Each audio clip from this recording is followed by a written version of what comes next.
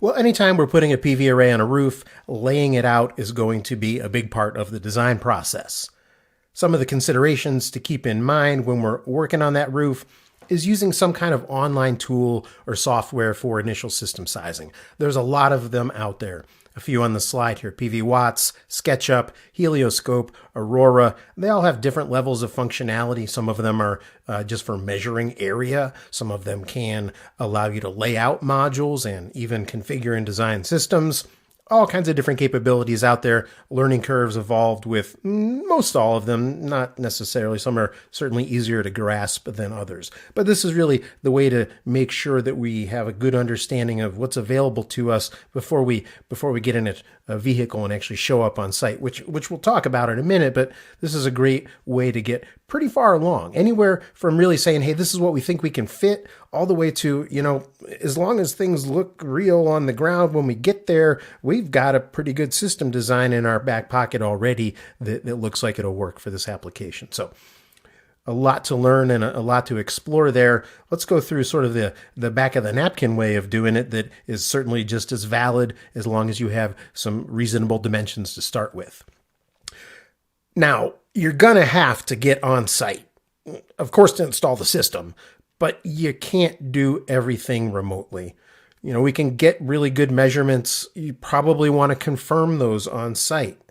You want to look for things like the roof covering itself. What kind of conditions are the shingles in?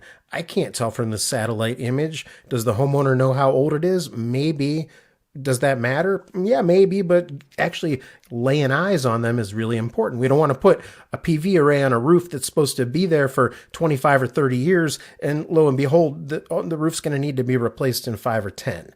That's not being honest, and that's not good economics for the homeowner. So that's a big one. The roof structure too. I can't see what's going on inside of there. I don't know what the framing is like. You may have a good idea if you work in a certain area and the housing stock is very similar, but you need to know what's happening inside of there in order to ensure that it's going to be able to hold what you want to put on it and how you're going to make those attachments. So those are really things that you need to assess on site. Another one would be obstructions. I mean, I can see some vent pipes here and some roof vents and other things going on.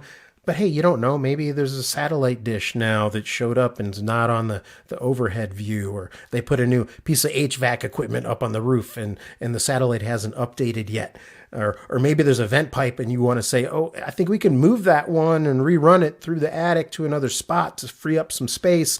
Those are all things that you got to be on site to be able to do and to verify.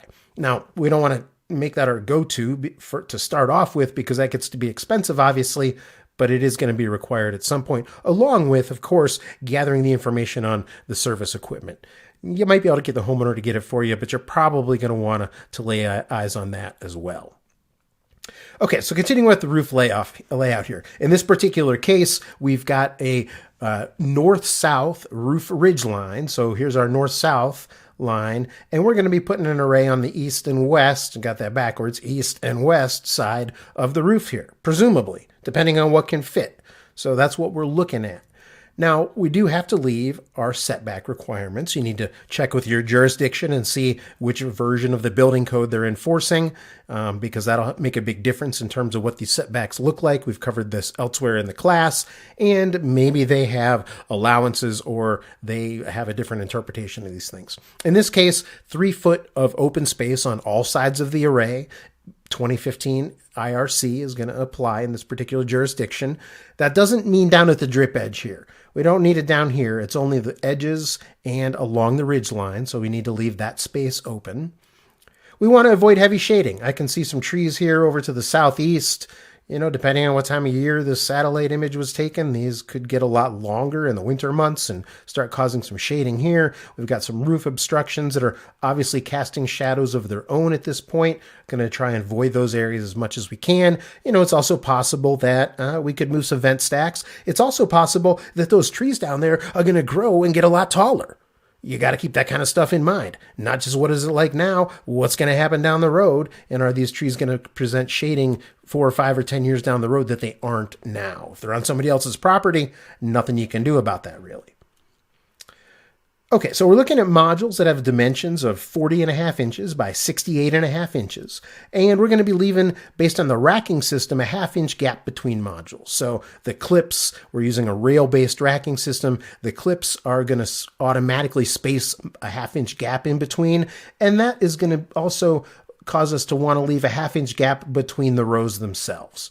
So it keeps everything looking nice and uniform. Also, modules should not butt up with modules. If you look in the installation manuals of most of them, they're going to have a minimum gap between other modules as they expand and contract. If they're touching other ones, they're going to cause pressure. That can cause damage over time, so want to be aware of that.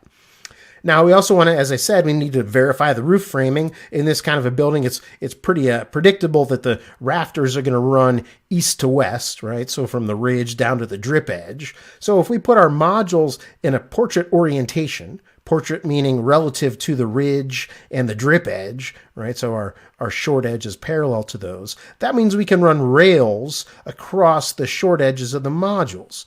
That's going to give us the ability to hit more connection points and spread the weight of the array out to more rafters. And it's also going to mean less rail per module, right? If we run rails across the long way of the module, well, that takes about twice as much rail per module to make it happen. So this works out well from a layout perspective. You know, portrait, landscape, they look like landscape to me, but in terms of standing on the ground and looking up towards the ridge, it would be a portrait orientation, and that's going to economize on racking. So looking at the east roof layout, we've got our module dimensions there. Remember our half-inch gap that we're going to have. We've determined from the satellite that our usable space from the north to south, running along the ridge and drip edge, is 42 feet.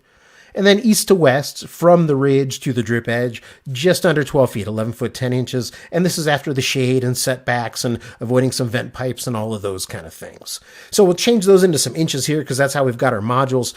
42 foot north-south dimension works out to 504 inches. We'll divide that by the module width plus that half-inch gap. Works out to just over 12. Going to have to round down in this case. So we could run 12 modules north to south along this east-facing roof here. All right, now we got to look from the east to west dimension, from the ridge to the drip line. We've got 11 foot 10 inches, 142 inches.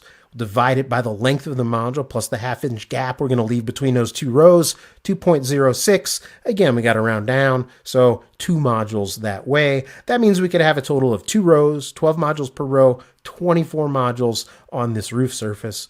At 345 watts a module, 8,280 watts. That's a pretty big chunk of that 11 plus kW that we're targeting. Okay, moving over to the west roof, we've got a little less usable space here because of the roof over the porch there, it looks like.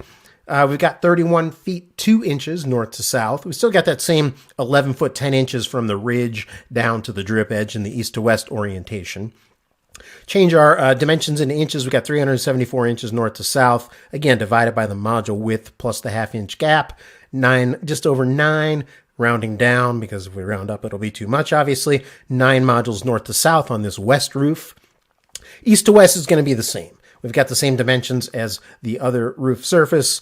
Works out again to 2 modules. So now we have on the west roof, 2 rows, 9 modules, 18 total, 345 watts each, gives us a capacity on this roof of 6,210 watts. So what are we going to do? Well, we're going to look at the final roof layout here, and we're going to say, hey, we like symmetry.